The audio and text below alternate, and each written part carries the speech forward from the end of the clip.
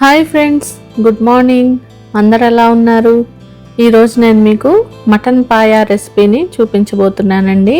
ఈ మటన్ పాయాని మేక కాళ్ళ చారు అని కూడా పిలుస్తారండి. మటన్ పాయా అయితే హెల్త్కి చాలా మంచిది. ముఖ్యంగా జలుబు చేసినప్పుడు దీన్ని తీసుకుంటే జలుబు త్వరగా తగ్గటమే కాకుండా ఇమ్యూనిటీని కూడా ఇది బాగా పెంచుతుంది. అలాగే కాల్షియం డెఫిషియన్సీ ఉన్నవాళ్ళు ఈ సూప్ని అప్పుడప్పుడు తీసుకుంటూ ఉంటే ఎముకలు అనేది గట్టిపడతాయి. అలాగే మన హెల్త్కి కూడా చాలా మంచిది. మరి హెల్దీ అండ్ టేస్టీ రెసిపీ చూడబోయే ముందు మన ఛానల్ని ఇంకా ఎవరైనా సబ్స్క్రైబ్ చేసుకోకపోతే ప్లీజ్ సబ్స్క్రైబ్ చేసుకోండి. సబ్స్క్రైబ్ చేసుకొని పక్కనున్న బెల్ ఐకాన్ మీద క్లిక్ చేస్తే నేను వీడియో పెట్టగానే నోటిఫికేషన్స్ వస్తాయి.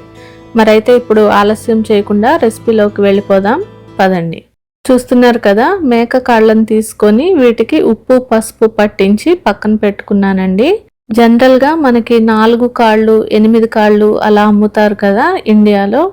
ఇక్కడైతే అమెరికాలో ఎల్బీస్ చొప్పున అమ్ముతారండి పౌండ్స్లో. ఇవైతే 2 పౌండ్స్ ఉన్నాయి, అంటే దాదాపు 1 కేజీ వరకు ఉన్నాయి. ఈ మేక కాళ్ళకి నేను ఉప్పు పసుపు రాసి పక్కన పెట్టుకున్నానండి. తర్వాత ఇలా నిమ్మకాయ కూడా వేసుకొని వీటన్నిటికీ బాగా నిమ్మకాయ ఉప్పు పసుపుని బాగా పట్టించాలండి. అప్పుడు వీటికున్న నీచు స్మెల్ అనేది పోతుంది. చూస్తున్నారు కదా, ఇలా ఒక్కొక్క పీస్ని చేత్తో ఇలా రుద్దుతూ కడగాలండి. వీటికున్న బ్యాడ్ స్మెల్ అనేది అప్పుడే పోతుంది. ఇలా నేను శుభ్రంగా ఒక 3 నుంచి 4 సార్లు ఉప్పు పసుపు అలాగే నిమ్మరసం వేసుకొని బాగా శుభ్రంగా నీట్గా క్లీన్ చేసుకొని పక్కన పెట్టుకున్నానండి. ఇప్పుడు ఈ మేక కాళ్ళ చారు ఆర్ మటన్ పాయాకి కావాల్సిన పదార్థాలు ఏంటో చూసేద్దాం. ముందుగా దీనికి ఆనియన్స్ కట్ చేసుకున్నానండి. ఒక పెద్ద ఆనియన్ని ముక్కలుగా ఇలా కట్ చేసుకున్నాను. చూస్తున్నారు కదా, ఈ బౌల్ నిండా ముక్కలు వచ్చే విధంగా నేను తీసుకున్నానండి. తర్వాత నేను పచ్చిమిరపకాయలను కూడా తీసుకున్నాను. ఒక 7 నుంచి 8 పచ్చిమిరపకాయలని ఇలా చీలికలుగా చేసి తీసుకున్నాను. తర్వాత ఒక 2 పెద్ద టేబుల్ స్పూన్ల అల్లం వెల్లుల్లి పేస్ట్ను తీసుకున్నానండి. తర్వాత ఒక 2 మీడియం సైజ్ టొమాటోల్ని ఇలా ముక్కలుగా కట్ చేసేసుకున్నాను. ఈ మటన్ పాయాలోకి మసాలా ప్రిపేర్ చేసుకోవడానికి నేను 2 దాల్చిన చెక్క ముక్కలు 1 అంగుళం సైజువి తీసుకున్నాను. అలాగే ఒక 7 నుంచి 8 వరకు లవంగాలు తీసుకున్నాను. తర్వాత ఒక 1/2 స్పూను మిరియాలు తీసుకున్నానండి. తర్వాత ఒక 2 యాలక్కాయలు కూడా తీసుకున్నాను.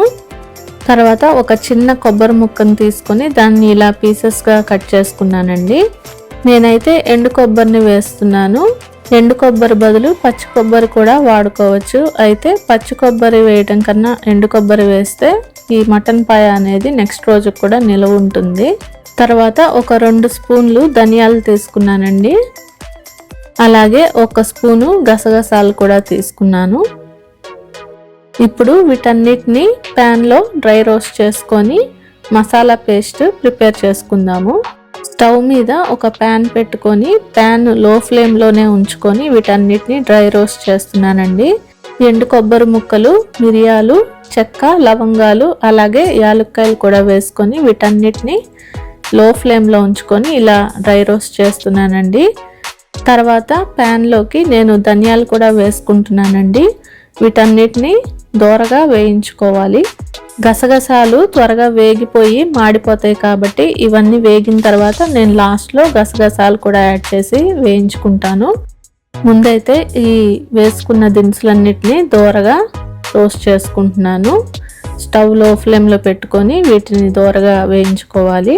మసాలా దినుసులన్నీ ఇలా దోరగా ఫ్రై అయిపోయినాయండి. ఇప్పుడు నేను లాస్ట్లో గసగసాలు కూడా వేసుకుంటున్నాను. వీటికి ఎక్కువసేపు అక్కర్లేదండి, గసగసాలకి త్వరగా వేగిపోతాయి. 1 నిమిషం పాటు వేయించుకొని స్టవ్ ఆఫ్ చేసేసుకొని పక్కన పెట్టేసుకోవడమే. ఇవి కొంచెం పైకి చిందుతూ ఉంటాయి, వేగుతున్నాయి అన్నమాట. ఇలా అయితే సరిపోతుంది. మనం ఇప్పుడు ప్యాన్ దించుకొని వీటన్నిటిని చల్లార్చుకొని వీటిని కొంచెం వాటర్ కలిపి గ్రైండ్ చేసుకుందాము. ఈ రెసిపీకి అయితే కంపల్సరీగా కుక్కర్ కావాలండి. ఎందుకంటే మేక కాళ్ళు అనేవి బాగా స్ట్రాంగ్గా ఉంటాయి కాబట్టి మెత్తగా ఉడకాలి. అందుకని నేను ఇలా ఒక పెద్ద కుక్కర్ని పెట్టుకున్నాను. స్టవ్ మీద పెట్టుకొని కుక్కర్ హీట్ అయిన తర్వాత దీనిలోకి ఆయిల్ వేసుకుంటున్నాను. ఇలా ఆయిల్ వేసుకున్నానండి. ఆయిల్ వేసుకొని ఆయిల్ బాగా హీట్ అయిన తర్వాత దీంట్లోకి 1 స్పూను షాజీరా వేసుకుంటున్నాను. అలాగే ఒక 2 నుంచి 3 బిర్యానీ ఆకులు ఇలా తుంచుకొని ఆయిల్లోకి వేసుకుంటున్నాను. వీటి వల్ల ఆయిల్కి మంచి ఫ్లేవర్ అనేది యాడ్ అవుతుందండి. ఇవన్నీ కొంచెం లైట్గా వేగిన తర్వాత దీంట్లోకి సన్నగా కట్ చేసుకున్న ఆనియన్స్ని వేసుకుంటున్నాను. ఆనియన్స్ వేసుకొని ఆనియన్స్ని లైట్ బ్రౌన్ కలర్లోకి వేయించుకోవాలండి. ఆనియన్స్ ఈ మాత్రం వేగితే సరిపోతుంది. ఇప్పుడు నేను దీంట్లోకి నిలువుగా కట్ చేసుకున్న పచ్చిమిరపకాయ ముక్కల్ని కూడా వేసుకుంటున్నాను. వీటిని కూడా ఆయిల్లో 1 నిమిషం పాటు ఇలా ఫ్రై చేసుకున్న తర్వాత దీంట్లోకి ఒక 1/2 స్పూను పసుపు వేసుకుంటున్నానండి. పసుపు అనేది మన హెల్త్కి చాలా మంచిది కాబట్టి కొంచెం ఈ వర్షాకాలంలో పసుపు ఎక్కువగానే వాడితే మంచిదండి వంటల్లో. చక్కగా ఇది మన బాడీలో ఉన్న ఇన్ఫెక్షన్ని తగ్గిస్తుంది. అలాగే యాంటీ క్యాన్సర్ ఏజెంట్ కూడా పసుపు కాబట్టి పసుపుని నిరభ్యంతరంగా ఎక్కువగానే వేసుకోండి, చాలా మంచిది. పసుపు కూడా వేసుకొని కలుపుకున్న తర్వాత దీంట్లోకి ఒక 2 పెద్ద స్పూన్ల అల్లం వెల్లుల్లి పేస్ట్ని కూడా వేసుకొని దీన్ని అంతటిని దూరగా ఈ అల్లం వెల్లుల్లి పేస్ట్ పచ్చి వాసన పోయే వరకు వేయించుకోవాలి. స్టవ్ని లో నుంచి మీడియం ఫ్లేమ్ వరకు పెట్టుకొని మాత్రమే ఇది మనం చేసుకోవాలండి. ఎందుకంటే హై ఫ్లేమ్లో పెడితే అల్లం వెల్లుల్లి పేస్ట్ మాడిపోతుంది. టోటల్గా రెసిపీ అనేది టేస్ట్ పాడవుతుంది. అల్లం వెల్లుల్లి పేస్ట్ అయితే చక్కగా వేగిపోయిందండి. ఆయిల్ బయటకు వచ్చేస్తుంది. ఇప్పుడు నేను దీంట్లోకి టొమాటో ముక్కల్ని కూడా యాడ్ చేస్తున్నాను. ఒక 2 మీడియం సైజ్ టొమాటోల్ని ఇలా ముక్కలుగా చేసుకున్నాను. ఈ టొమాటోలు కూడా వేసుకొని దీన్ని అంతటిని ఇలా కలుపుతూ ఈ టొమాటోలు మెత్తబడే వరకు ఉడికించుకోవాలి. టొమాటోలు మెత్తగా ఉడకటానికి దీంట్లోకి 1 స్పూన్ సాల్ట్ వేసుకుంటున్నాను. ఈ టిప్పు చాలా మందికి తెలిసే ఉంటుంది. ఇలా సాల్ట్ వేసుకొని నేను ఇదంతా ఒకసారి కలుపుకొని తర్వాత దీని మీద మూత పెట్టుకొని లో ఫ్లేమ్లో ఒక 2 నిమిషాలు దీన్ని మగ్గించుకుంటున్నానండి. టొమాటోలు మెత్తగా ఉడికేలోపు నేను ముందుగా వేయించుకున్న ఈ మసాలా దినుసుల్ని కొంచెం వాటర్ వేసుకొని ఇలా స్మూత్ పేస్ట్ లాగా చేసుకున్నాను. మూత పెట్టుకొని ఒక 2 నిమిషాలు అయింది. టొమాటోలు అయితే మెత్తగా మగ్గిపోయాయండి. ఇప్పుడు ఈ గ్రేవీని అంతా ఒకసారి ఇలా గరిటెతో కలుపుకొని నేను దీంట్లోకి శుభ్రం చేసుకున్న ఈ మటన్ లెగ్ పీసెస్ని వేసుకుంటున్నానండి. ఈ మటన్ పాయా పీసెస్ని ఈ గ్రేవీలోకి వేసుకొని ఈ పాయాకి ఇదంతా మసాలా ఇదంతా చక్కగా పట్టే విధంగా ఇలా కలుపుకోవాలి.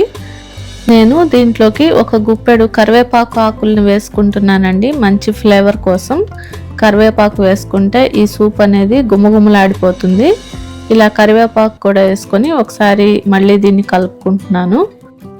ఈ పాయ పీసెస్ అయితే ఈ మసాలా మిశ్రమంలో ఒక 2 నిమిషాలు మగ్గినాయండి. ఇప్పుడు నేను దీంట్లోకి మనం ప్రిపేర్ చేసుకున్న ఈ మసాలా పేస్ట్ని కూడా వేసుకుంటున్నాను. ఈ మసాలాని దీంట్లో యాడ్ చేసుకున్న తర్వాత ఈ మసాలా ఈ పీసెస్కి పట్టే విధంగా మళ్ళీ ఒకసారి ఇలా గరిటెతో కలుపుకోవాలండి. ఇదంతా చక్కగా ఈ ముక్కలకి పడితేనే సూప్ అనేది మంచి టేస్ట్గా ఉంటుంది. ఈ మసాలా పేస్ట్లో ఈ పీసెస్ అనేవి ఒక 2 నిమిషాలు చక్కగా మగ్గాయండి. ఇప్పుడు నేను దీంట్లోకి మనం ఇంట్లో వాడే కూర కారాన్ని యాడ్ చేస్తున్నాను. ఒక 4 నుంచి 5 స్పూన్లు కారం వేసుకుంటున్నాను. ఈ కారం క్వాంటిటీ మీకు నచ్చినట్లు మీరు తినే కారాన్ని బట్టి వేసుకోవచ్చు. ఈ సూప్లో ఎక్కువ మొత్తంలో వాటర్ యాడ్ చేస్తాం కాబట్టి ఈ కారం అయితే కరెక్ట్గా సరిపోయిందండి మాకు. కారం వేసుకొని కూడా ఇదంతా మళ్ళీ బాగా ఇలా కలుపుకుంటున్నాను. ఈ కారం ఇదంతా చక్కగా మగ్గిపోయి కొంచెం ఆయిల్ బయటికి రావాలండి. దానికోసం నేను మళ్ళీ ఈ కుక్కర్ మీద మూత పెట్టేసుకొని ఒక 5 నిమిషాలు లో ఫ్లేమ్లో దీన్ని మగ్గించుకుంటున్నాను. నేను విజిల్ పెట్టకుండా జస్ట్ మూత పెట్టుకొని మాత్రమే మగ్గించుకుంటున్నానండి. ఒక 5 నిమిషాలు ఇలా లో ఫ్లేమ్లో దీన్ని మగ్గించుకున్నాను. చూడండి ఆయిల్ అనేది ఇలా పైకి తేలుతుంది. అంటే మనం వేసుకున్న కారం చక్కగా మగ్గిపోయినట్టు అర్థమండి. ఇప్పుడు నేను దీంట్లోకి ఒక 2 స్పూన్లు సాల్ట్ అయితే వేసుకుంటున్నాను. ముందు 1 స్పూన్ యాడ్ చేశాను టొమాటోలు ఉడికించుకునేటప్పుడు. టోటల్గా ఒక 3 స్పూన్లు వరకు యాడ్ చేశానండి. మనకి సూప్ క్వాంటిటీ ఎక్కువ ఉంటుంది కాబట్టి సాల్ట్ కొంచెం ఎక్కువే పడుతుంది. సాల్ట్ వేసుకొని కలుపుకున్న తర్వాత దీంట్లోకి సరిపడా వాటర్ని వేసుకుంటున్నాను. ఈ పీసెస్ మునిగే వరకు వాటర్ వేసుకొని దానిపైన ఇంకా కొద్దిగా ఎక్కువ వాటరే వేసుకోవాలండి. ఈ మటన్ పాయా సూప్ని మనం మీడియం ఫ్లేమ్లో ఒక 10 విజిల్స్ వచ్చే వరకు ఉడికించుకోవాలి కాబట్టి వాటర్ కొంచెం ఎక్కువగానే వేసుకోవాలండి. వాటర్ తక్కువగా వేసుకుంటే ఈ సూప్ అనేది చిక్కగా అయిపోయి అడుగు మాడిపోతుంది. అందుకని వాటర్ కొంచెం ఎక్కువగానే వేసుకుంటే ఈ సూప్ చక్కగా తాగటానికి కూడా చాలా బాగుంటుంది. ఇలా మనకు సరిపడినంత వాటర్ వేసేసుకున్న తర్వాత కుక్కర్ని ఇలా లాక్ చేసేసుకొని దీన్ని మీడియం ఫ్లేమ్లో ఒక 10 విజిల్స్ వచ్చే వరకు ఉడికించుకుంటున్నాను. నేనైతే ఇప్పుడే విజిల్ పెట్టుకోనండి, కొంచెం ఆవిరి వచ్చిన తర్వాత విజిల్ పెట్టుకుంటాను. ఇప్పుడు ఆవిరి వస్తుంది, విజిల్ పెట్టేస్తున్నాను. ఇలా పెట్టుకోవడం వల్ల మనకి లోపల ఉన్న పదార్థం బయటికి పొంగకుండా ఉంటుంది. అందుకని నేను ఆవిరి వచ్చిన తర్వాతే ఇలా విజిల్ పెట్టుకుంటాను. మీడియం ఫ్లేమ్లో ఒక 10 విజిల్స్ వేసిన తర్వాత స్టవ్ ఆఫ్ చేసేసుకున్నానండి. ఈ విజిల్లో నుంచి ఆవిరంతా పోయే వరకు వెయిట్ చేయాలండి. పోయిన తర్వాత మాత్రమే ఇలా విజిల్ తీసుకోవాలి, లేకపోతే చాలా ప్రమాదం. ఇలా ఆవిరంతా పోయిన తర్వాత విజిల్ తీసేసుకున్నాను. చూస్తున్నారు కదా, యమ్మీగా మటన్ పాయా సూప్ రెడీ అయిపోయిందండి. ఇది అన్నంలోకి కానీ రోటీస్లోకి కానీ చాలా బాగుంటుంది. ఈ సూప్ని మనం ఒట్టిగా కూడా తాగేయచ్చు. జలుబు చేసిన వాళ్ళు ఇది తీసుకుంటే జలుబు త్వరగా క్యూర్ అవటమే కాకుండా మంచి ఎనర్జీ అనేది వస్తుందండి. అలాగే బోన్స్కి కూడా చాలా స్ట్రెంగ్త్ని ఇస్తుందండి. ముసలి వాళ్ళకి అలాగే ఆపరేషన్స్ అయిన వాళ్ళకి కూడా ఈ బోన్ సూప్ అనేది చాలా మంచిది, త్వరగా రికవర్ అవుతారు. చూస్తున్నారు కదా, ఒక పీస్ని తీసుకొని నేను ఉడికిందో లేదో అని చూస్తున్నాను. చాలా మెత్తగా ఉడికిపోయినాయి అండి. ఇలానే ఉడకపెట్టుకోవాలి. మనం బోన్స్ కూడా నమిలేయచ్చు, అంత మెత్తగా ఉంటాయి. ఇక ఈ మటన్ పాయా పీసెస్ విషయానికి వస్తే ప్రత్యేకంగా చెప్పనక్కర్లేదండి, నోట్లో కరిగిపోతాయి. మేము చేసుకున్న ఈ మటన్ పాయా సూప్ అయితే సూపర్గా కుదిరిందండి. టేస్ట్ చాలా బాగుంది. మా పిల్లలు మేము చక్కగా ఎంజాయ్ చేసాము. మా పెద్ద పాపకి బాగా జలుబు చేయడం వల్ల ఈ మటన్ పాయా సూప్ని చేసి పెట్టానండి. పిల్లలైతే చక్కగా ఎంజాయ్ చేశారు. ఈ రెసిపీ మరి మీకు నచ్చిందా ఫ్రెండ్స్? నచ్చితే తప్పకుండా ఒక లైక్ ఇవ్వండి. అలాగే మన ఛానల్ని ఇంకా ఎవరైనా సబ్స్క్రైబ్ చేసుకోకపోతే ప్లీజ్ సబ్స్క్రైబ్ చేసుకొని పక్కనున్న బెల్ ఐకాన్ని క్లిక్ చేస్తే నేను వీడియో పెట్టగానే నోటిఫికేషన్స్ వస్తాయి. మరొక టేస్టీ అండ్ హెల్దీ రెసిపీతో మళ్ళీ మీ ముందుంటాను. Thank you for watching friends. Take care, keep smiling, bye.